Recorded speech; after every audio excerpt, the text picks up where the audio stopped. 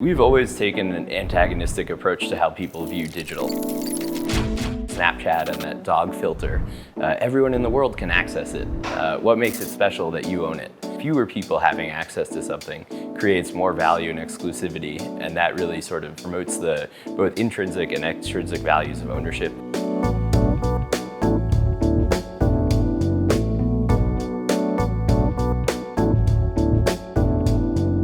Last week, non-fungible tokens hit the news once again as digital card game Gods Unchained single-handedly ensured NFTs surpassed transactions from all other token types on the Ethereum blockchain.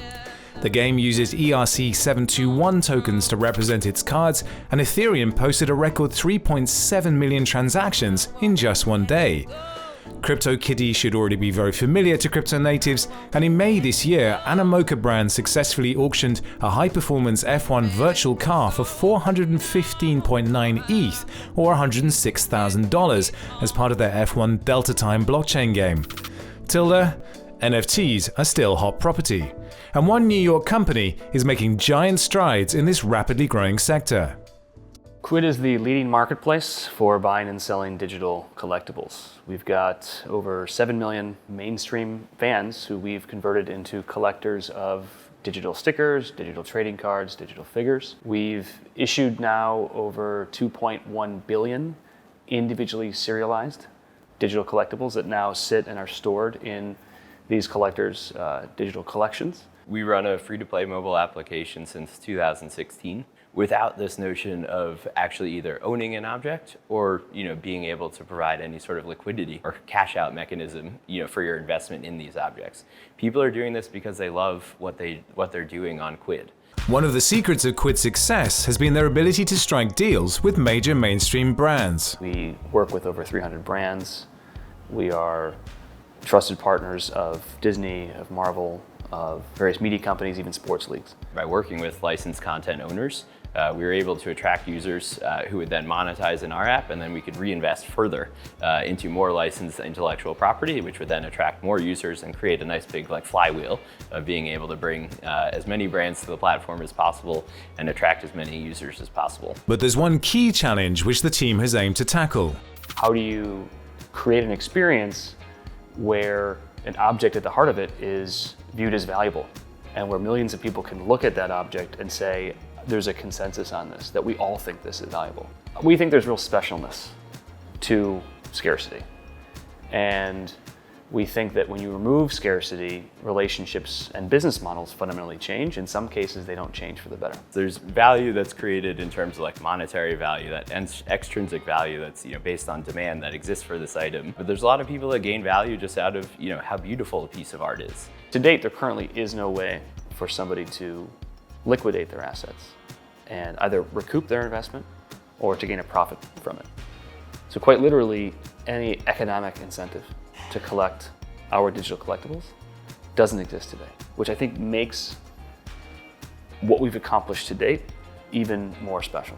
So first step is to unlock that value for our 7 million collectors that can only be provided by the blockchain. Digital scarcity can now become provable. In the past, you've had a lot of instances where things are sort of portrayed as rare or common or uncommon, but you never really know how many items are really out there. But it's a really interesting notion to be able to prove just how many of these items exist and have that transparency be a real driver for value in the future. As the value creeps up, an owner or a prospective owner of that item is going to need certain insurance policies.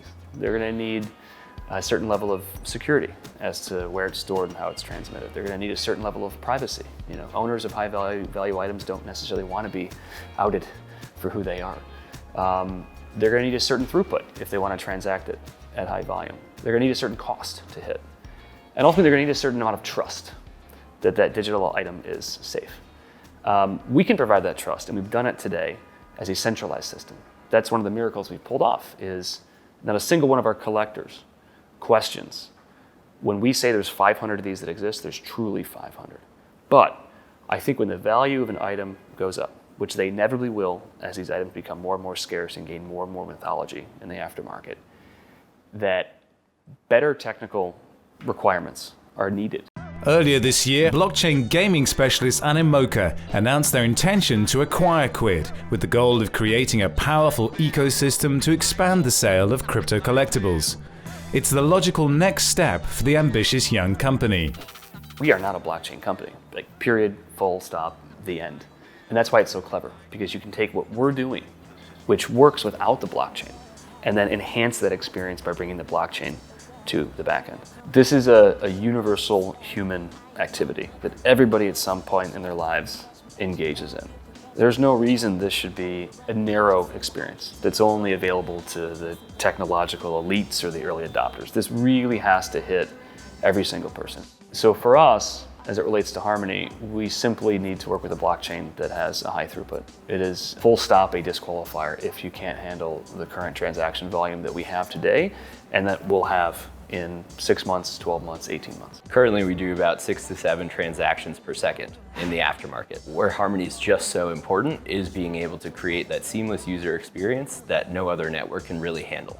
That throughput, that transactions per second, throughput that Harmony can power our ecosystem with is going to be invaluable and create the single best consumer experience we could hope for our consumers.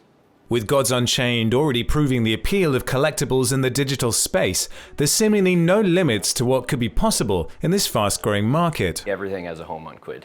People are fans of different things, and it's not my place to tell people what to collect and what not to collect. Everything should have a home on Quidd, no matter what brand you are, no matter what industry, and no matter if you're a celebrity, a fashion brand. Whatever you are, there's fans of your property out there, and we want to be that central source that allows you to connect with those consumers. The notion of provenance is something that will become more and more important and really become sort of part of the lore and narrative around each item that exists. There is some value in making things difficult to get. There is some value in making things almost impossible to get because not enough of them exist in the world for you to have access to and for you to eventually own. When everyone has access to everything and everything's effectively rented, I think there'll be a contrarian viewpoint where actually owning something, where you know that you're one of like 500 people on the planet that have an item like this, will have immense value.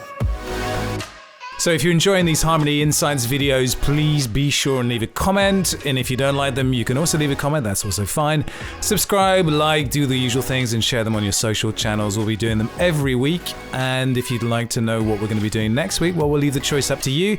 We'll post it on Twitter and you can decide for yourselves. See you next time.